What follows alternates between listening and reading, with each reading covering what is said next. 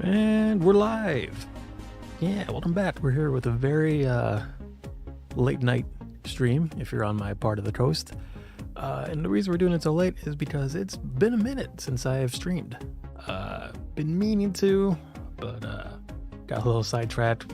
Was working on some TikToks with Dante, and I'll be honest, I got really sucked into Persona 4 again. So yeah, that's my bad.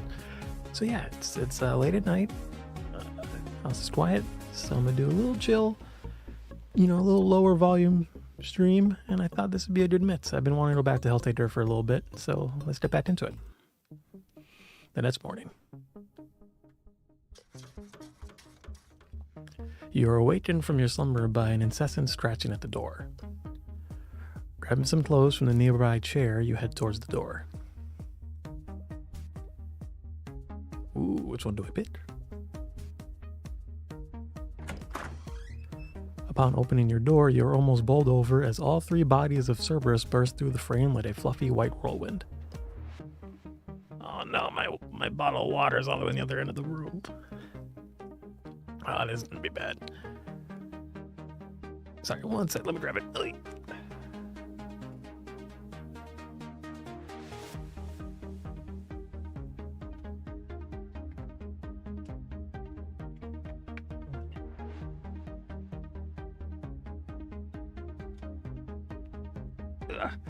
Because Lord knows I'm gonna need water for this stream.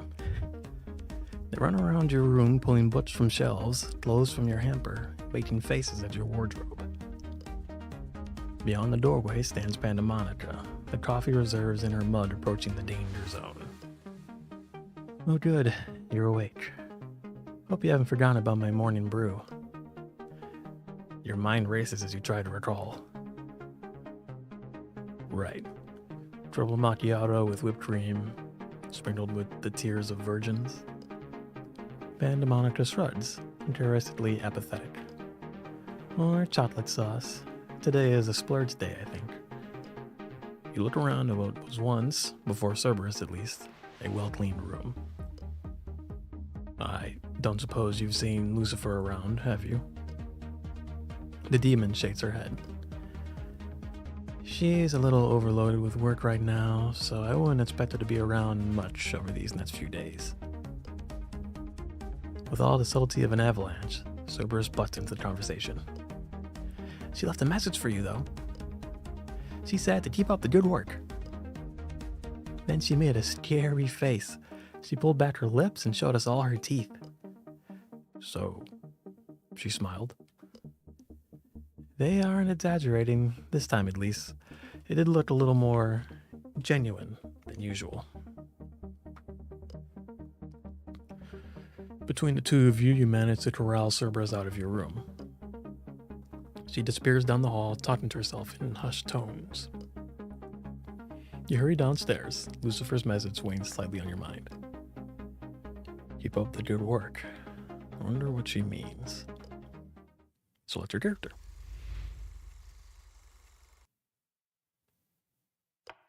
Alright, we're going to go in opposite order this time, I think. Let's start with Judgment.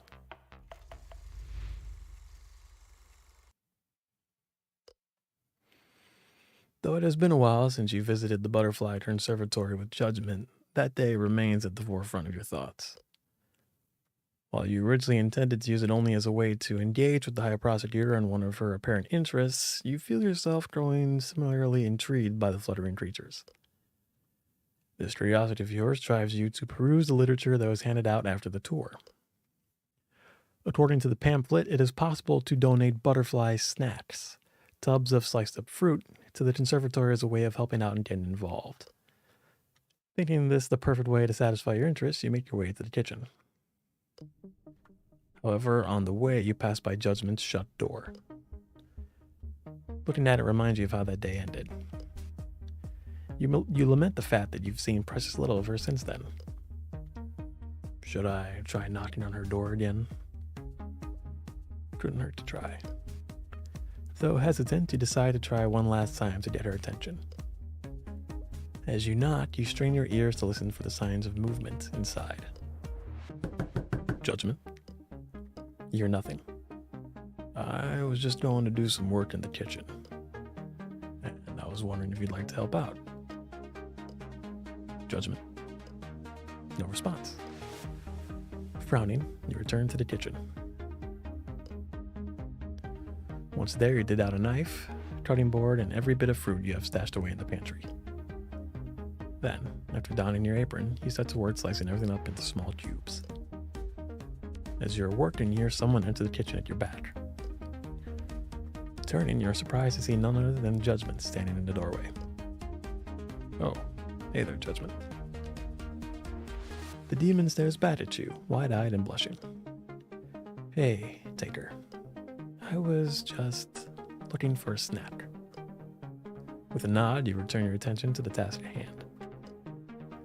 Though you can hear Judgment rummaging around in the pantry behind you, you can feel her gaze burn a hole in your back. Soon enough, the clatter stops and Judgment steps up next to you to peer around your shoulder. What are you doing? Making fruit medleys. What for? Butterfly snacks.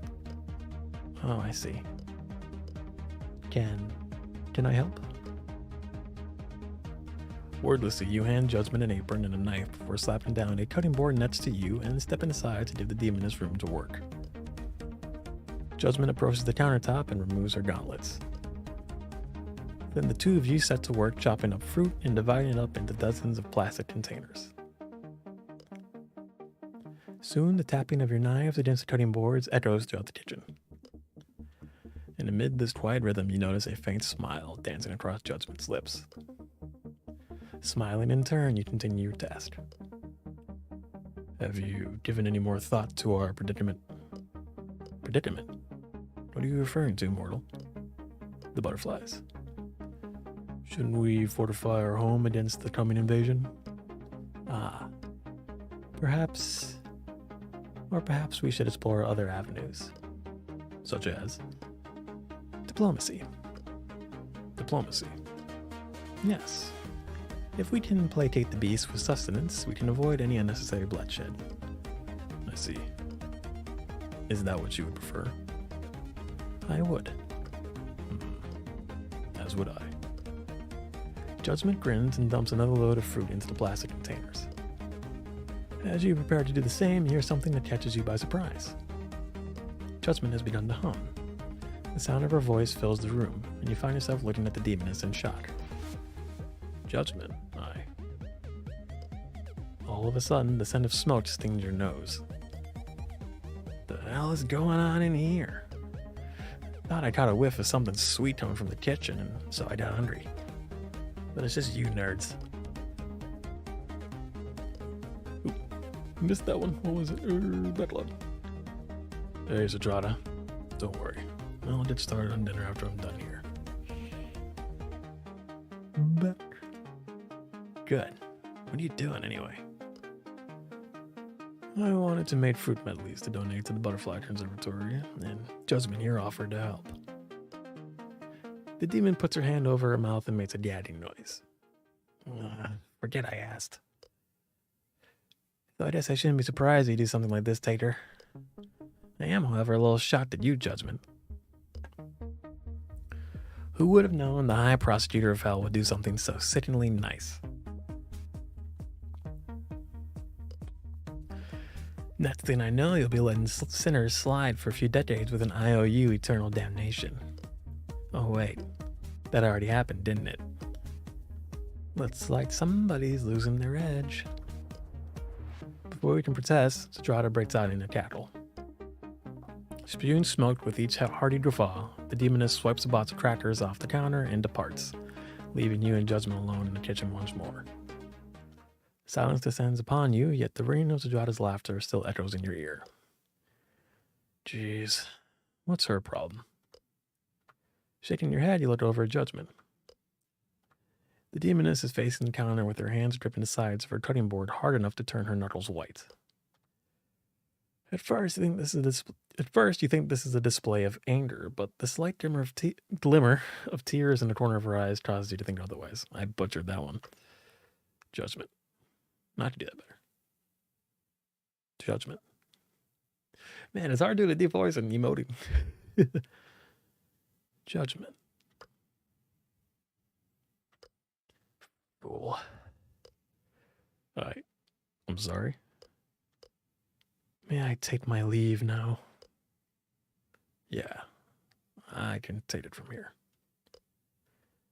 With that, Judgment removes her apron, seizes her gauntlets, and scurries out of the kitchen. A moment later, you hear her bedroom door slam shut. Left to yourself once again, you let out a long sigh before finishing up with your task. Thanks to Judgment's help, there isn't much left to do. It only takes you a few minutes to slice. It only takes you a few minutes to slice up the last few pieces of fruit and divide that up into the medleys. Then you close up the containers, wash off the knife, and load everything up into a couple of boxes for transport. As you are carrying these boxes out to the car, Justice approaches you. Hey, Chief, when's dinner? Oh, hey, Justice. I'll get started on it as soon as I get back. Nice, I'm starving. Where are you headed off to? I'm gonna take these fruit medleys to the Butterfly Conservatory. You made them yourself? No. Judgment helped out quite a bit. Judgment? That's a surprise. Zadrada said something similar. Zadrada-sa? That's no good. What do you mean? If I can be frank, that woman talks out of her ass so much it's probably become a second mouth at this point. I'm guessing she said something that made Judgment leave, didn't she? Yeah, actually, she did. Is Judgment okay? I wonder about that myself sometimes. Is there something I should know? I'd say. Let me begin by saying that Judgment and I have been friends for a very long time, Taker. Heck, I knew her back when I was the High Prosecutor. So there's a lot of history there. It can get a little messy. But if it's you, perhaps I can let you in on a few things. If it'll help me understand Judgment more, I'm all ears. That's what I like to hear. All right. First, let me start by saying that Judgment wasn't always the High Prosecutor that you know today. Before I chose her as my successor, she was known as the nicest demon. Seriously? Seriously? Well, that explains a few things. Go on. For a long time, she wore that title with pride. But then she took the position of High Prosecutor. Everything changed after that. Her old title became something of a hindrance for her.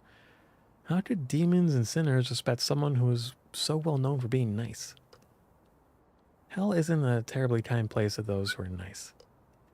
So, with my help, she did what she had to do. She killed the nice part of herself. In a way. Rather, and I'm ashamed now to admit that this was primarily my idea, she suppressed her true nature in favor of a totally new persona. A facade that she wears whenever the situation demands that she must be the High Prosecutor of Hell. But, well, at first, Judgment was able to switch between these two images of herself. Soon the High Prosecutor's side of her took over completely, and we never got to see the kind demon we once knew surface again. I fear that maybe she's gotten so deep into this other personality of hers that she can no longer snap out of it. Perhaps she's afraid that nobody will accept her old self. Oh. When I realized this, I mourned the friend I once knew and put forth effort to get to know the new Judgment instead. It's been an adjustment, to say the least. But if what you say is true, Taker, maybe that part of her is not dead after all. Maybe the kind demon is still lurking around in there somewhere. Maybe. Thank you for telling me all this. There must be something I can do to help the situation. I truly hope there is, Taker. Because, if I'm being honest with you, there is a part of me that misses the friend I used to have. All right. Now let's do justice. Oh, wink. Forgot about that part. Just make sure everything's doing well. Okay, everything's going good. True to your word, you and Justice start hitting the gym on a regular basis. Though drooling at times, speaking of drooling, though drooling at times, the workouts leave you feeling better than ever.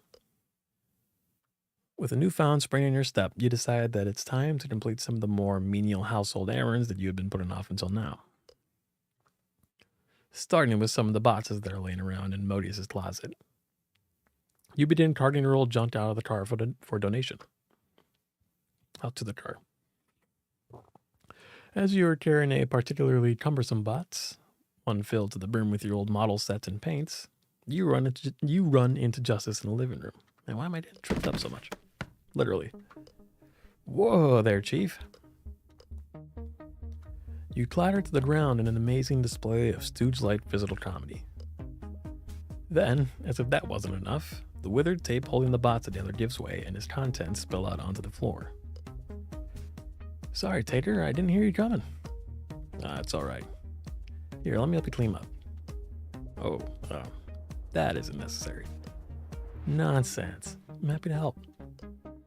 Before you can protest any further, Justice is already feeling around on the floor, so he places her hand on one of the pieces that had escaped the box. Aha. Oh, what's this? It's nothing. Doesn't feel like nothing. You watch with a mix of horror and embarrassment as Justice ponders over the object in her hands. Now, what have we here? A toy of some sort? You know, this reminds me a lot of the nights that were all over the place when I was young. I remember children would run around with these little wooden replicas of the warriors they favored the most. Could this be one of your old toys from when you were a kid? Not exactly. Oh? It's a model. A model? Yeah. Collecting them was an old hobby of mine. What do you do with them after you collect them? Well, you're supposed to paint them. After that, it depends on the person, I suppose. Some people just keep them around to look at. Other people like to use them in games. I see. And what would you do with them?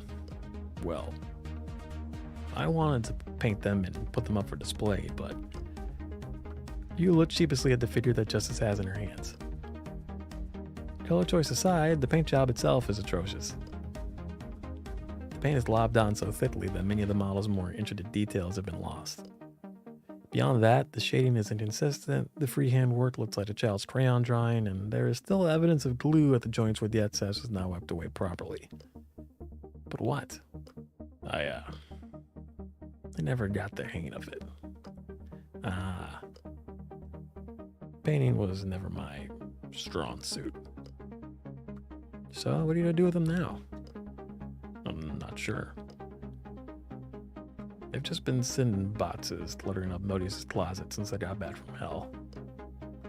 Maybe someone who's better at painting can strip the color and do them up properly. With a sigh, you begin gathering up the figures that lay scattered over the living room floor. Expecting Justice to pitch in and help right away, you're surprised when the demon does not move. Justice? Looking up, you're met with a surprising sight. Justice is frowning. You don't like painting anymore? No, I do. It's just... Then why are you getting rid of this stuff? Well, I haven't touched it in a long time, so all it's doing is taking up space. Why don't you just move it all to your room then? I could do that, I suppose, but what? I just don't really think I'm cut out for painting, Justice. Gotta be honest with you, Tater. It makes me sad to think about you giving up on something you once enjoyed. You say you aren't good at painting, so what? Is there a competition? No. Do you have to be the best painter out there? No, I I suppose not. Then answer me this, honestly. Even though the paint jobs weren't great, you still enjoyed painting, didn't you? I did. Then who cares? Pardon? Look, I know that it feels good to be good at something. But this is a hobby, man. You're not entering them in any competitions and you aren't selling them for profit, so who cares if you're good or not? All that matters is you and the enjoyment you get out of the deal. Right? Okay. And at the end of the day, I'm not going to tell you what to do here. If you really want to get rid of this stuff, go for it. I won't stop you. But if you ask me, I don't think you really want to close the door on this hobby. I think, and correct me if I'm wrong, that you enjoyed the hell out of painting these things.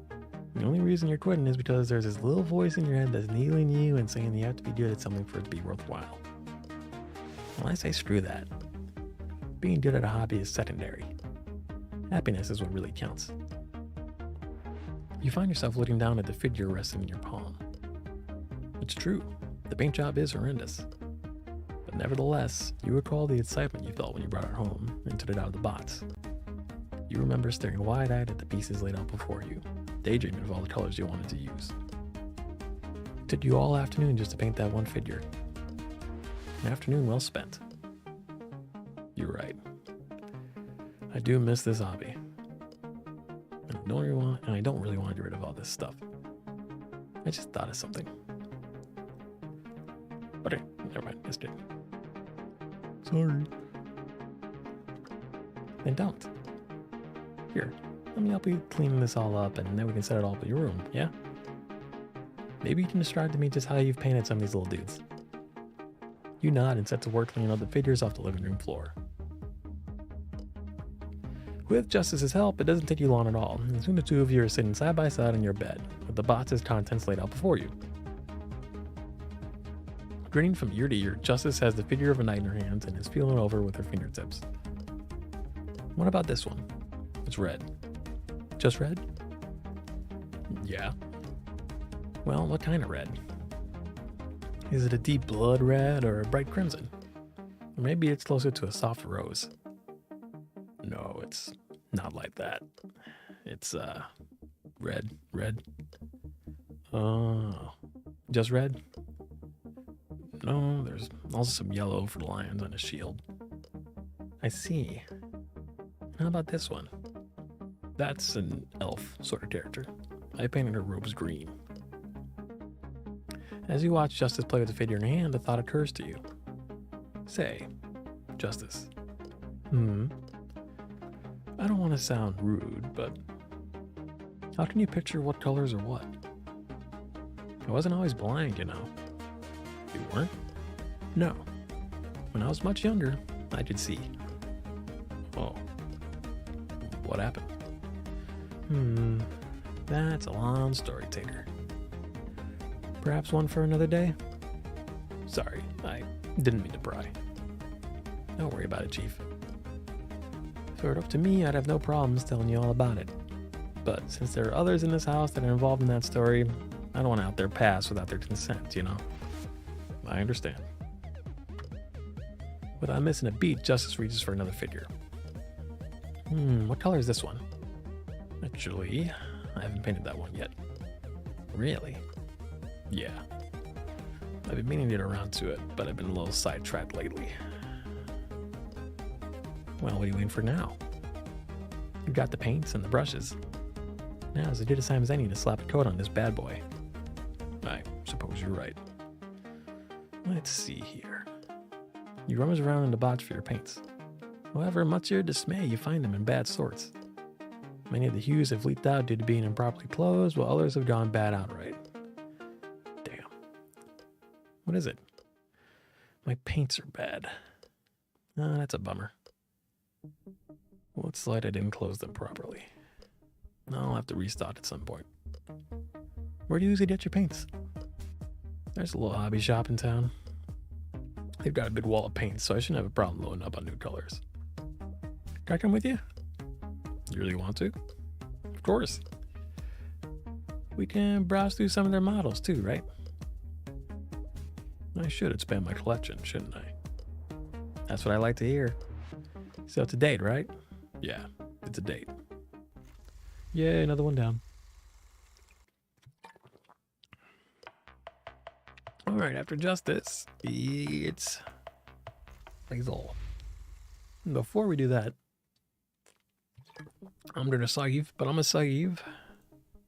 I'm gonna save here because I forgot that there was another part of the Beelzebub that I didn't do.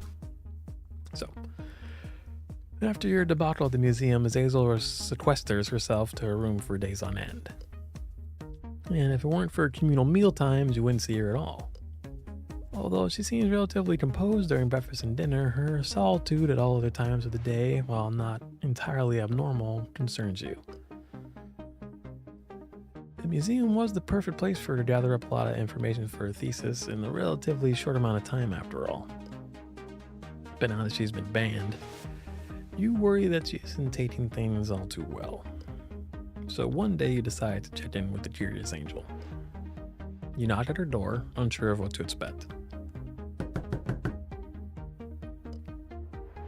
Come in. But Azazel sounds just as chipper as ever. Hey, it's me, Huzzah, Mr. Tater. You came at the perfect time. I've just finished sorting through and organizing all of my notes from the museum.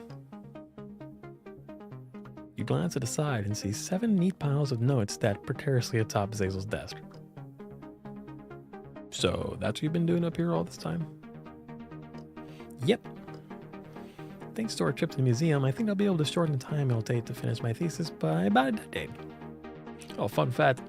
Apparently one of the songs, I think it's one of the jazzier piano songs, did a copyright claim. So I guess the devs used the, not generic, but they used an actual song that wasn't quite copyright free. But it was just a claim, not a strike, so. Not the end of the world. A decade. That's a lot. Mm-hmm. Aren't you upset that we can't go back? A little. But that's okay. I'm just happy I was able to deal with what information I got.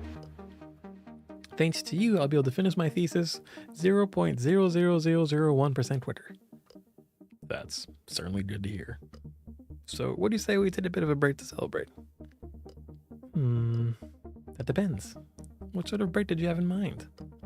Well, there's an ice cream cart in the park that I hear just expanded their selection to 16 flavors. I was thinking we could go there and maybe sample all of them.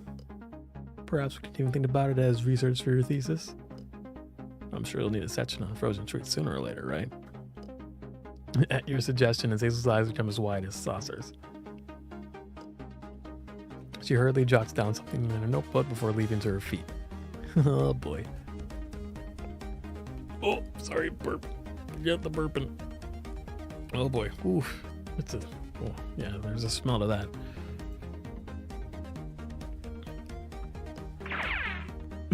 I forgot about that Looney Tunes ass sound effect. The angel dashes for the door, grabbing you by the arm on her way out. Don't just sit there, Mr. Tater. There's research to be done. She all but dragged you down the stairs. You just barely managed to snag your keys off the hook by the front door as you were shoved outside. At your back, you catch the sound of someone shouting after you. What in the... Where are you off to in such a hurry? Ice cream! Ah. If they have a coffee flavor, you better bring me a scoop. You turn to respond but find that the door is already slammed shut behind you. Looking ahead, you see that Azazel's already sitting in the passenger seat, her face pressed firmly against the window. Sighing, you hop behind the wheel. Soon the engine roars to life and you set your sights for the park. And at the very moment you pull in, Azazel hops out and draws a notebook from her belt like some sort of action hero. You then lead the way forward until you hear the ice cream cart's soft jingle calling out to you. Ah, there we are. With Azazel bouncing at your heels, you approach the man with the cart. Love? Thought you were tired. The old man sighs and looks at you with a weary expression hidden beneath his artificially cheerful customer service mask. I wish, my friend. Fortunately, my days here are numbered. Oh? Hired my replacement not too long ago. She's an odd one for sure, but she'll do. In any case, what can I get you guys today? First 2 scoops are on me. You glance back at Azazel. The angel returns your look with one of wide-eyed anticipation. We'll take one of everything, love. Though the old man raises an eyebrow, he doesn't protest. Coming right up. With that, he begins scooping out dollops of ice cream onto cones and handing it to you and Azazel. As you're watching a man dole out ice cream, you feel a weight at your back. You can't shake the feeling that you're being spied upon. But when you turn around to look, you see nothing but an empty park. Doesn't take long before your arms fill up with ice cream. Fortunately, Lev is kind enough to provide you with a solution for such a problem in the form of a cardboard tray which holds all your cones for you. True to his word, you did the first 2 scoops for free. Sadly, you have to pay for the other 14. After coughing up the cash, you and Azazel scout out a nice bench where you can sit and sample all the flavors. As you're treating yourself to a heavy sample of mint chocolate chip, the sensation of being watched returns. This time, however, you turn to find the source and are startled to discover a familiar stout little man standing directly behind you. What the hell? You nearly drop your tray of ice creams, as you leap from your seat. Isn't ice cream already a plural? Like, isn't it like ice cream? Is it ice creams? Azazel, who had been taking note of her ice cream's viscosity, follows your gaze and upon discovering the source of your fright, screams as well. It is the guardian of the Renaissance exhibit. He has come to exact his revenge. Save the ice cream. Just as it looks like Azazel is going to flee, the man interjects. Please, I mean you no harm. I don't remember what voice I gave this dude. I probably should rewatch the stream before I start. I only ask that you hear me out. You and Azazel exchange a hesitant glance, not glass. Alright. I came to apologize for chasing you out of the museum the other day. Wait, so you sought us out? How'd you find us? That is not important. I think it's pretty important. What is important is that you were right, miss. I was? Yes. And so I was wrong to shout at you the way that I did. But I implore you to understand my position in the matter. The claim you made was damning. Something like that can ruin your reputation in an instant. Oh. And with the museum struggling for funding as it is, I desperately wanted to brush off your accusation as baseless, but I just couldn't bring myself to ignore it. Your claim needled into my mind to such a degree that I found myself unable to sleep at night. And perhaps that is because I too had my doubts regarding the validity of some of those pieces. Quite a handful of them are so rare that I wonder how I ever managed to get my hands on them. But that is neither here nor there. What I'm trying to say is that my curiosity got the better of me. And so I hired a forensic art specialist to suss out the truth of the matter.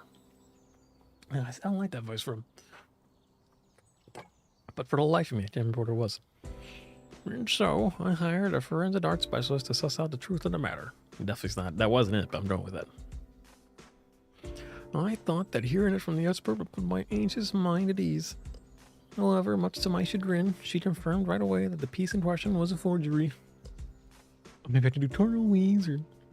At this, the tearful man put his face in his hands and began to quietly sob. What am I to do now? Unsure of what to say, he looked to Azazel. The angel frowns but sits next to the man and begins to pat him on the back. Would you like some ice cream? Azazel offers the man her cone. Touched by the gesture, the curator smiles in spite of his tears and gracefully accepts the frozen treat. Thank you. I wish there was more we could do. Well, if you'll permit me, there's a little more to this story. There is? Indeed. After hearing from the forensic specialist, I grew suspicious. I was certain that I had that piece inspected before approving it for the gallery. So I decided to dig out my old records, thinking that I must have missed something. But when I found the certification for that piece... It wasn't a forgery when you got it, was it? Precisely. Now that is a conundrum. Do you think that someone could have stolen the original? And replaced it with a fake? I have my suspicions, but no way to prove them correct. As I said before, the museum's funding is tremulous at best. I'm ashamed to admit that I dug into the last of our budget just to hire that specialist to verify the validity, or lack thereof, for just the one piece.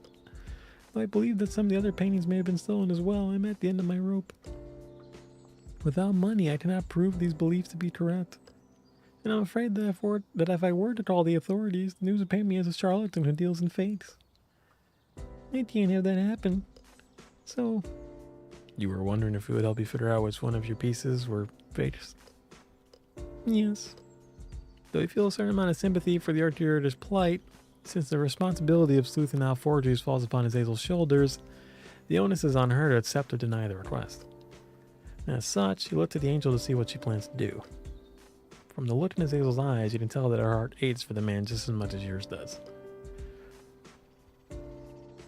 Before she can open her mouth to accept his request, however, the curator bursts into tears. Through his sobs, you can just barely make out his pleas. I have little that I can offer in return, and I wouldn't blame you for saying no after how I've treated you thus far. But please, I beg of you to lend me your charity just this once, and I promise I'll repay it in kind. Taken aback by the man's sorrow, Azazel looks to you for affirmation. With a nod, you agree silently to help the poor curator. Mr. Curator, please don't cry. We will help you. All at once, the sobbing stops and the man looks up to Azazel with a look of hope.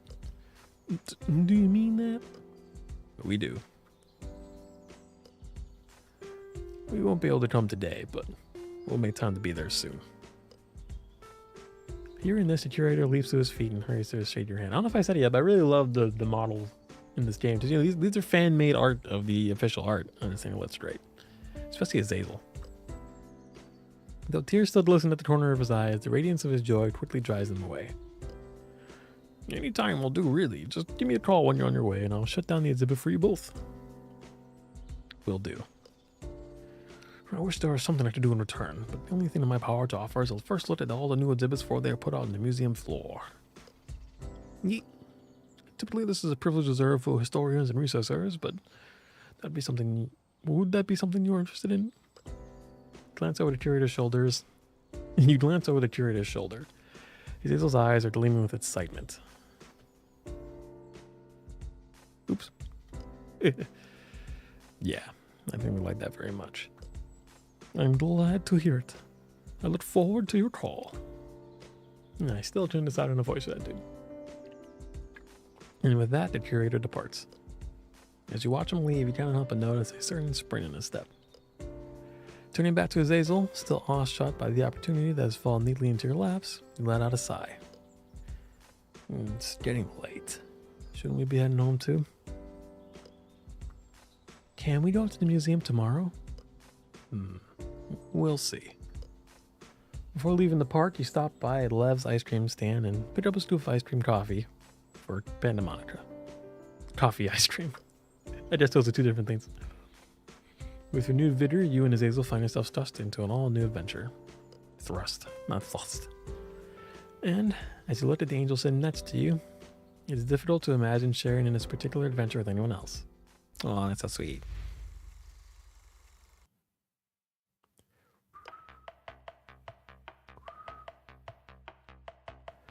I'm getting tired, but I want to keep going. I want to at least make it to an hour mark. This is going to be a shorty.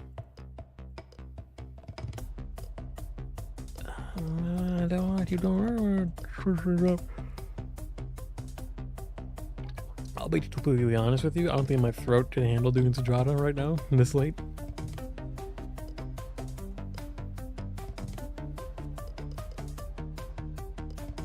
Eeny, meeny, miny, mo.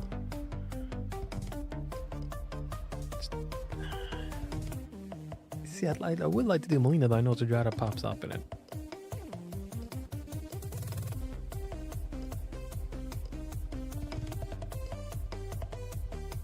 Let's do Panda Monica.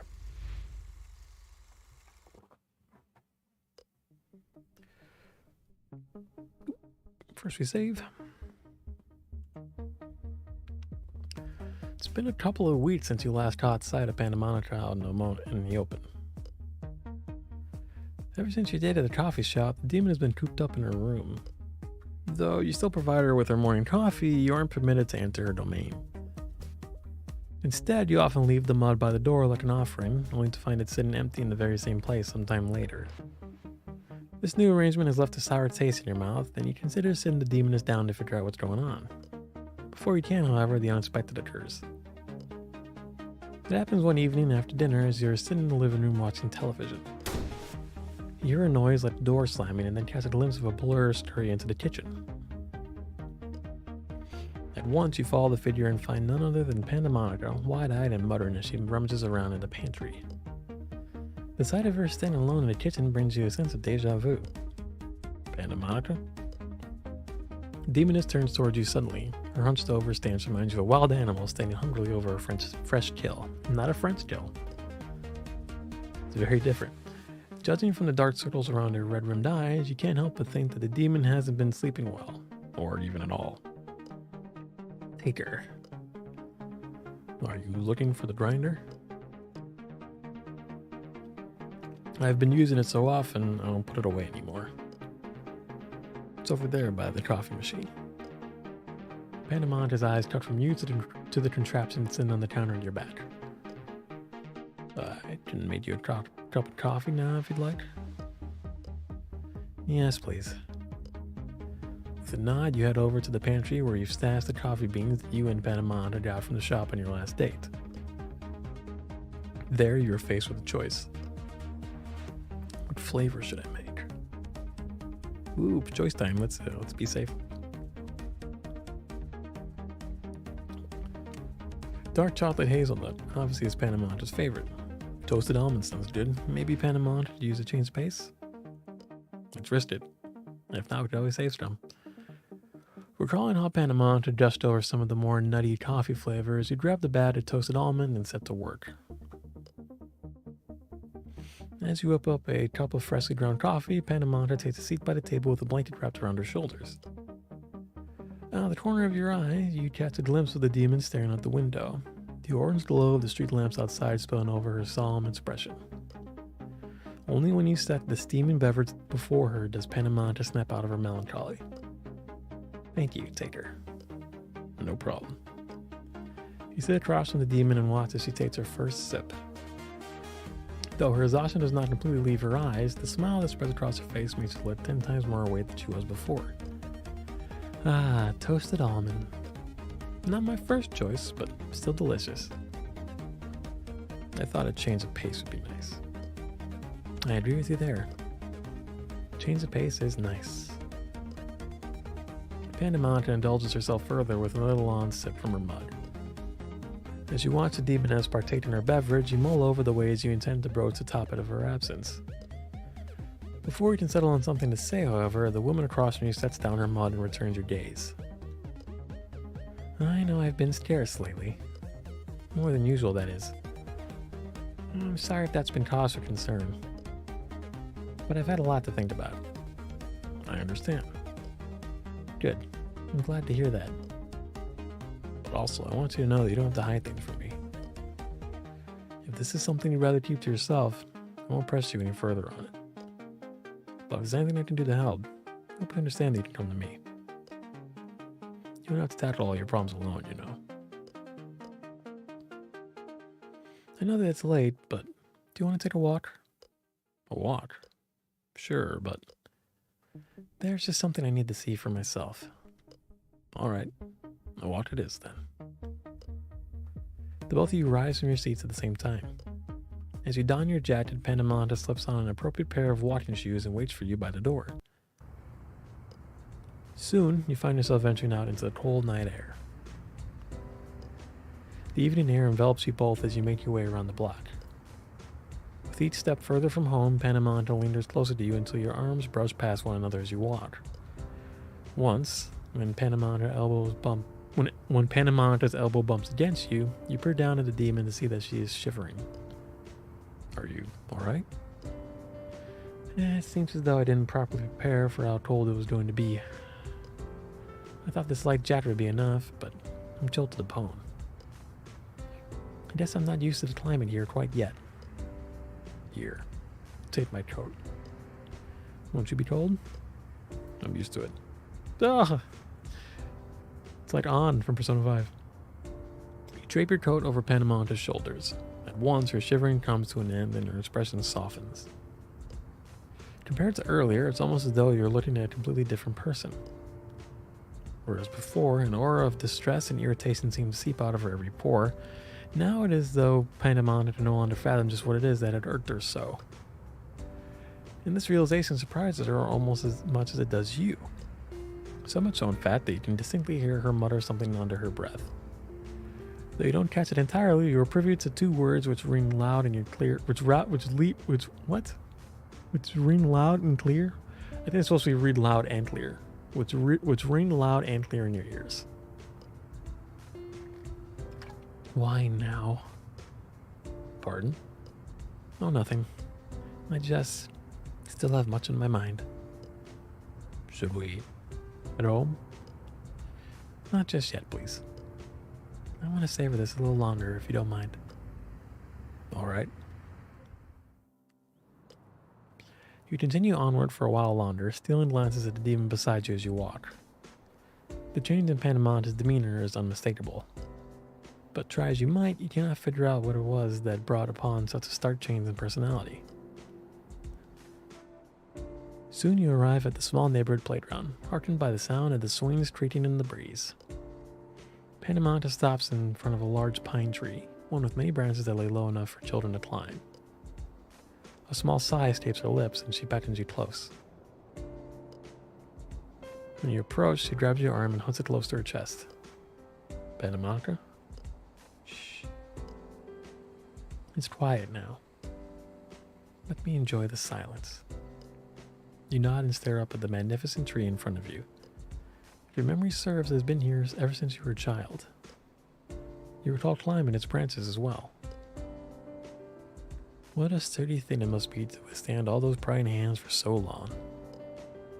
Most would crumble under the weight of so many things tugging at them constantly.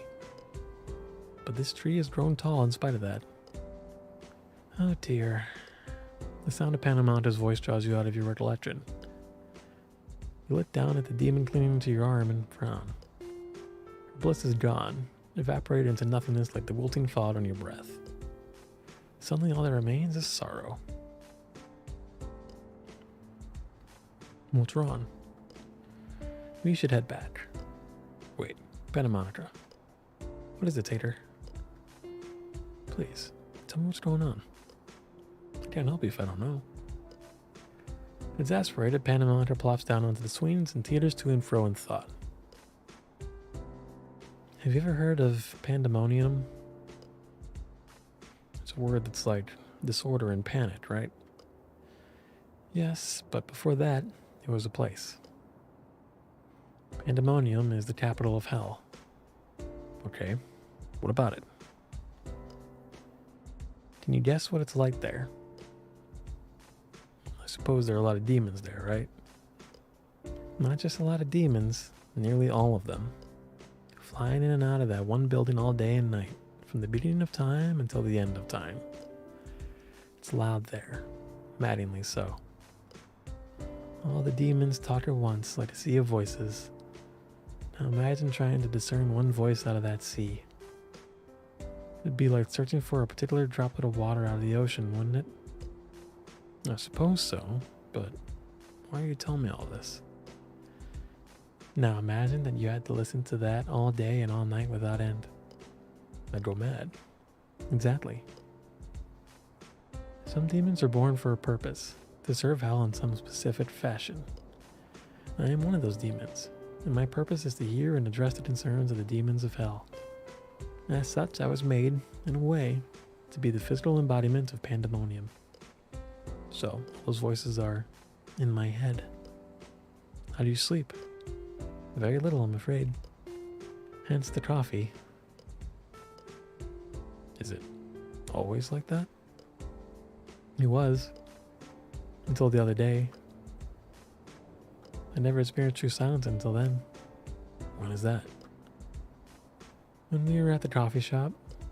For the first time in my life, the voices stopped completely. Sometimes they fade, but they never go away like they did then. I was stunned. I couldn't believe what I was hearing, or not hearing rather. All I wanted to do was hang on to that feeling, that silence. But then they came back. So, that's what happened. Yes. And ever since that day, I've been trying to figure out why I was blessed with those few moments of peace. Did you come up with anything? Sadly, no. I've not been able to get a wink of sleep since then. After experiencing their absence, the voices feel louder than ever now. I'd all but given up on making them go away again. Until tonight. So, they went away tonight too? Yes. They're back now, of course. But I wish I knew what it was that made them vanish in the first place. It must be something, but I just can't figure it out. I fear these brief respites are all that I can look forward to. In the end, the voices always return. What if there is something that can make them stop? Wouldn't that be something? I'd love to ponder the possibility, but I'm afraid I might be too tired for that. Can we head home? Yeah. Let's go. You stand and offer Panama onto your arm. She grins wearily at your offer and wraps herself around you. As you make your way home, As you make your way home, the tired demon rests her cheek against your arm, something which would on any other night linger at the forefront of your thoughts. But instead, you can only think of Panama and just plight, pondering what, if anything, you can do to help. By the time you arrive home and Panama slips off to bed, you find your mind buzzing with possibilities. I forgot about that one. That's a good one. I enjoyed that one. Okay, so do I want to do one more or call it? Oops, sorry, bumped the mic. It's been quite an hour, but I am starting to get a headache. And I'm getting tired. So 1, 2, 3, 4, 5. So if I do one more, that leaves 4. That's an even number, so let's do Modius. And then we'll call it. Then I'm going to sleep.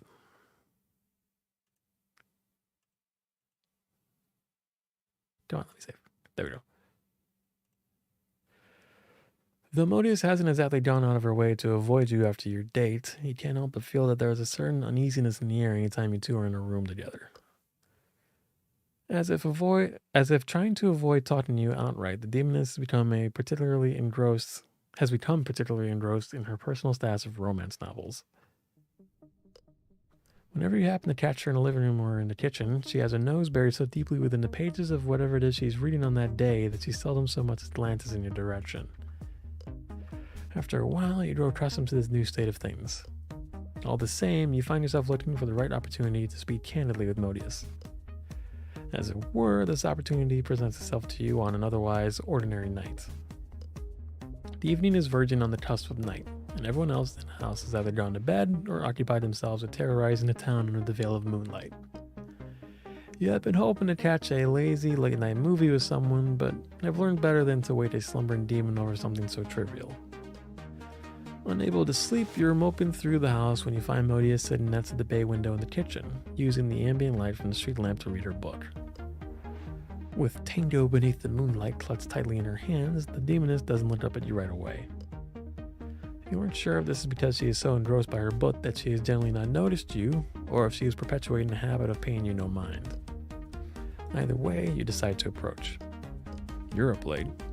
Wouldn't be the first time. Hang on. Just a few more chapters. You're already done? Didn't you just pick up that book the other day? Yes. Why? I'm just surprised. I didn't expect you to be such a voracious reader. I'm not usually, but these books are so captivating. Oh? How so? Modius doesn't answer right away, allowing silence to permeate. As you struggle to figure out how such an innocuous question could elicit so strong a response, the demon tears her attention away from her novel and looks at you with narrowed eyes. All of a sudden, she shuts her book with a loud snap and turns to face you with her whole body. Taker. Yeah? Why are you up so late? Not that I'm complaining, mind you, but this isn't exactly how I pictured us staying up late together. Well, I was hoping to catch a movie with someone, but everyone's asleep. I figured you'd already gone to bed too, so I just came in here for a late night snack. I see. Well, sorry. What's the movie, Tater? Oh, I don't know. It's late in a weekday, so they usually only have the cheesy stuff. But I thought it might be fun to just head down there and see what's playing, you know? It's not terribly exciting, I know. But, do you want to go, Modius?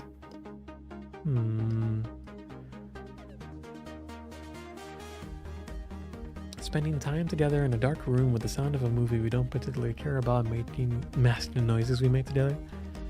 Sounds like fun. When do you want to go? I've got my keys right here, so now. Alright then, let's go. Though unexpected, you're glad for the sudden turn of events. And on your drive down to the theater, your thoughts dwell upon your previous date at the spa and Modius's unorthodox mannerisms. Perhaps now you have an opportunity to get to the bottom of the demon's strange behavior. But it wouldn't be wise to broach the topic prematurely. No, you should wait until the right moment. If only you knew what that moment looked like. Soon you arrive at the theater, an empty parking lot laid out before you. Just as you suspected, the weeknight crowd is sparse. Normally it might take you some time to find a spot, but tonight you're able to park right up next to the front doors without issue. You and Modius approach the ticket counter with your eyes glued to the schedule. We'll take two tickets for Eliminator Resurgence. Really? Yep. It's perfect. Nice and loud. Wordlessly, the bleary-eyed cashier behind the counter hands you your tickets. Ooh, well, that's a nice little classy piano. I don't know if that's a copyright one or not. I don't think so. It's obvious that she can't wait to get you out of her sight, so you and Modius quickly head inside. Snacks? Of course. What would you like? Do you think they have any pomegranates? I'm sorry, pomegranates? Yeah. Modius, I don't think... Could you at least ask? Alright. Hey, do you guys have any, pomegranates? Keeper of the snacks. Pomegranates? Yes, pomegranates. No, sir, we don't have any pomegranates. Drat. How about leeks, then? Ask them if they have any leeks, Taker. Okay. What about leeks? No, sir, we don't have any leeks either. Sorry, Modius. No leeks. What in the 9 circles? Surely they must have oysters, then. Are you gonna make me ask? Yes. Very well. What about oysters? Clearly thinking that he's being pranked, the kid behind the register doesn't even dignify your latest inquiry with a response. Sorry, yeah, that was a stupid question. We'll take a bucket of popcorn, 2 boxes of chocolate-covered peanuts, and 2 drinks. Coming right up, sir. The young man steps away from the counter and returns a moment later with your desired snacks. Oh my, are those legumes? Yes. You didn't tell me they had legumes. I take it you like peanuts. They're my favorite. You pay the man and head on into the theater with Modius bouncing happily at your heels. Unsurprisingly, the theater itself is just as barren as the parking lot outside. Where do you want to sit? How about there? It's a little close to the screen, don't you think? Closer the better, right? I guess. But I'm not sure I need to be close enough to count the actor's pores, do you? Unfazed by your argument, Modius settles in as close to the screen as you will let her. Fortunately, the seats themselves recline, otherwise you'd surely work up a severe kink in your neck from looking up at the screen like I got right now. Oh, my neck. Just as you finish nestling in nets and Modius and cracking open your boxes of chocolate-covered peanuts, the movie begins. Right on time. Shh. You fall into silence for the first portion of the film, thinking that perhaps you should give it a chance. But as Act 2 rolls around and it becomes clear that it's going to be nothing more than a lowbrow action film remake, boredom quickly sets in. Soon, even the explosive acts and set pieces do little to keep your attention, and you find yourself stealing frequent glances at Modius. She too looks unenthused by the movie. Hey, Modius. What is it, Tater? Finally ready to make a move, are we? I've been meaning to ask. Is everything okay? Huh? That's not what I expected you to say, but alright, I'll bite. What do you mean? Well, while our spa day was fun, I couldn't help but notice that you seemed a bit off. Off? You seemed hesitant to even get out of the car at first. And then when we got inside, you clammed out completely and wouldn't say a word before unilaterally deciding on the couple's massage. Not that I'm complaining necessarily, but you do have to admit that seems weird, doesn't it? On top of that, you've already said 2 words to me since then. If I've done something wrong, I'm terribly sorry. Oh, no, you haven't done anything wrong, Taker. Alright, I'll admit, I've been acting a bit strange. Is there something you'd like to talk about? Yes. And no. It's complicated. If you'd rather keep it to yourself, I understand. That's just the thing, Taker. I've been keeping this to myself for so long, I feel like I'm going to explode. Believe me when I say that I want to tell you. I want to find the words to express to you just how I'm feeling. But it's hard. Because there's so much. I don't fully understand a lot of it. Maybe I could help with that? Maybe. How much do you know about demons, Tater? Only a little. Why? All I know is that some demons are born for a particular... Oh, that's Tater speaking. All I know is that some demons are born for a particular purpose, right? Right. But there's even more to it than that. There are also some demons who, like myself, are born as the manifestation of a particular sin. You mean like the 7 deadly sins? Exactly. For me, that sin is lust. So you were born from the very concept of lust? Exactly. But that's all I know.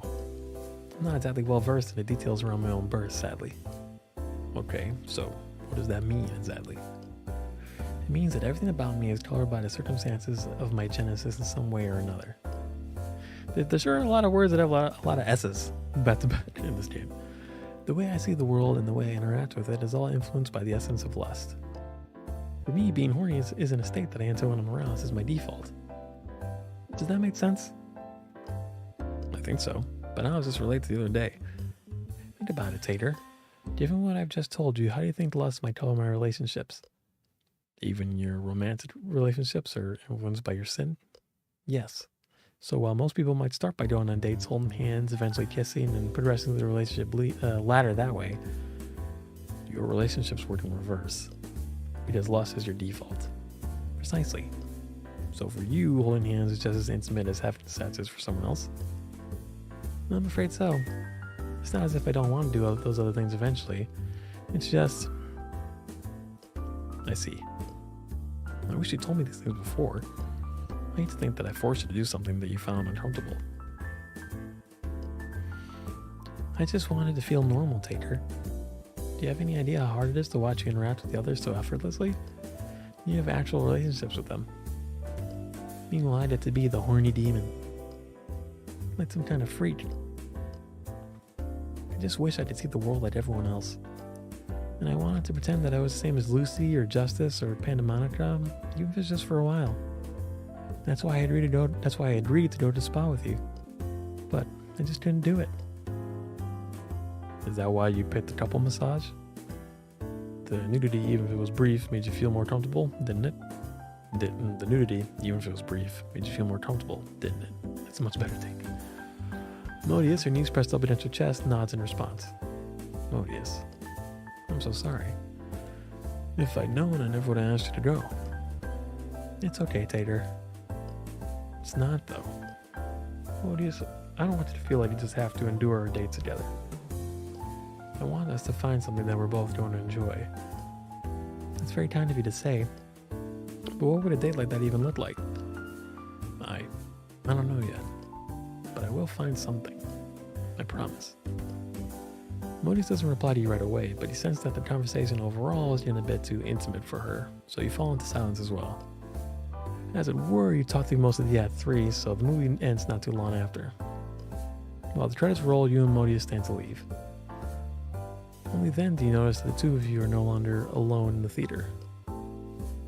Someone, cloaked in darkness, is sitting in the very back, resting their feet on the chair in front of them. You can't make out too many details, but you can tell that whoever this person is, they're tall. And they have hair like an 80s metal band. How did you not have noticed someone like that waltz in? Perhaps they snuck in part way through? This shrugged, you follow Modius out of the theater into your car. As you drive home, your thoughts are drawn to your conversation with Modius. You know that there has to be something, some way for you two to connect on a date. But what? You think about it all the way home and even up until the point that you're sitting in bed for the night. Unable to sleep, you decide to get a late night snack from the kitchen. There you catch a glimpse of Modius's butt sitting on the table where she left it. Seeing it gives you an idea. Okay. Nice. Alright. We're past the 1 hour mark. I'm getting tired. My voice is starting to go. So I'm gonna pit Cerberus. I'm gonna save. And we're gonna pick up from this next time. So yeah, if you're watching this in the VOD, thank you for stopping by. I know it's probably a little weird because it's quiet. It's a quiet stream because it's late. I don't know if I'll ever do another stream this late. I mean, I might. I'm not gonna say I won't. But it's not gonna be the time I aim for, shall we say? But the next time I stream will probably be next week, Monday. Maybe Sunday, but Monday. I'm trying to get back into it, do a little more often, at least a couple a week.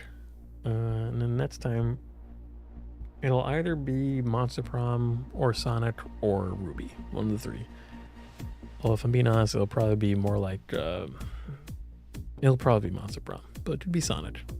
Technically, I still have, okay, so I scheduled a stream for Sonic like 2 weeks ago, and I postponed it once, and I was gonna postpone it a second time, but I forgot to. So technically, it's been scheduled for like March 9th for like 3 weeks, and it's never gone live. So I will just make that stream go live someday. It might be the next one, but it might be Monster Prom first. Let's be honest, it'll probably be Monster Prom. All right, so I think that's all I got. Thank you for stopping by. Take it easy, and hopefully I'll see you next time, okay? Bye-bye now.